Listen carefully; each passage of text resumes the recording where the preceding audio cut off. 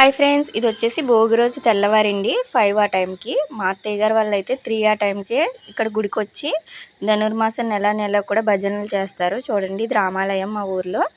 ఇలా నెల మొత్తం కూడా వీళ్ళు తెల్లవారు 3 ఆ టైంకే వచ్చి పూజలు చేస్తారు, అలానే భజనలు చేస్తారు.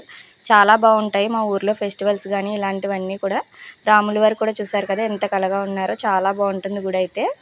మా అత్తయ్య గారు అయితే 3 ఆ టైంకి వచ్చారు. నేను వచ్చేసరికి ఇలా 5 అయింది. అప్పుడే భజన అయితే కంప్లీట్ అయింది.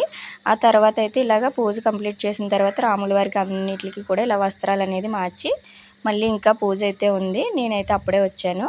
చూసారు కదా, పెద్దవాళ్ళు కూడా ఇలాగా చాలా బాగా పాడతారండి, పాటలు అనేది పాడతారు.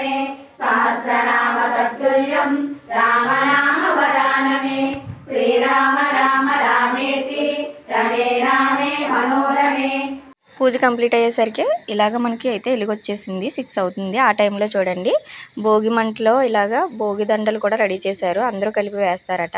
నేనైతే ఫస్ట్ టైము, ఎప్పుడు చూడలేదు. సరే అని చెప్పి నేను జాయిన్ అయ్యాను. ఇలా అందరూ కూడా ఒకసారి 3 సార్లు దీని చుట్టూ తిరిగి అందరికీ కలిపి ఒకే దండ రెడీ చేస్తారండి. దీన్ని అయితే వేస్తారు. పల్లెటూరులో ఇలాంటివన్నీ కూడా చాలా బాగా జరుగుతాయి కదా. చూడండి, మన పండగలు చూడాలంటే ఇలా పల్లెటూరులోనే చూడాలి, అంత బాగున్నాయి. నాకైతే చాలా హ్యాపీ అనిపించింది ఆ రోజు మొత్తం కూడా. ఇలా వేయడం అన్నీ కూడా అకేషన్స్ అయితే చాలా బాగా జరిగినాయి. దీని తర్వాత పూజ కూడా ఉందండి రాముల వారి గుడిలో. ఇక్కడ ఇది అయిపోయిన తర్వాత గొబ్బెమ్మల చుట్టూ కూడా ఇలాగా కోలాటం వేస్తారండి. దానివల్ల వీళ్ళకైతే అలవాటు ఉంది. ఇలా డ్యాన్స్ వేశారు. నాకైతే రాలేదు. గొబ్బెమ్మల పాట పాడుతూ కూడా వేశారు. నేను అదంతా రికార్డ్ చేయలేదు. సాంగ్స్ అయితే కొంచెం డిస్టర్బెన్స్గా ఉన్నాయని చెప్పి. నాకైతే రాదు, కొంచెం ట్రై చేయన్నారని చెప్పి జాయిన్ అయ్యాను అప్పుడే. ఇక్కడ అలానే భోగిమంట చుట్టూ కూడా ఇలా వేశారు. చూసారు కదా నేను ఎలా వేస్తున్నానో. ఎలా వేసానో కామెంట్ చేయండి, నచ్చితే లైక్ చేయండి. ఇలా అకేషన్ అంతా కూడా చాలా బాగా జరిగింది. నాకైతే చాలా హ్యాపీగా అనిపించింది. భోగి రోజు అంతా కూడా అనుకోకుండానే పూజలు ఇలాంటివన్నీ కూడా చాలా బాగా అనిపించినాయి. ఆ తర్వాత వచ్చేసి ఇది మా సత్తమ్మ తల్లి టెంపుల్ అండి. అక్కడ అయిపోగానే మళ్ళీ ఇక్కడికి వచ్చారు అమ్మవారికి హారతి ఇవ్వాలని చెప్పి. మా కులదేవత టెంపుల్ ఇది. చూసారు కదా, ఇలాగ అమ్మవారి పాట పాడుతూ ఇక్కడ కూడా హారతి అయితే ఇచ్చేశారు. ఇలాంటివన్నీ చూడాలంటే ఇలాంటి పల్లెటూరు వాతావరణంలోనే సాధ్యమవుతుంది.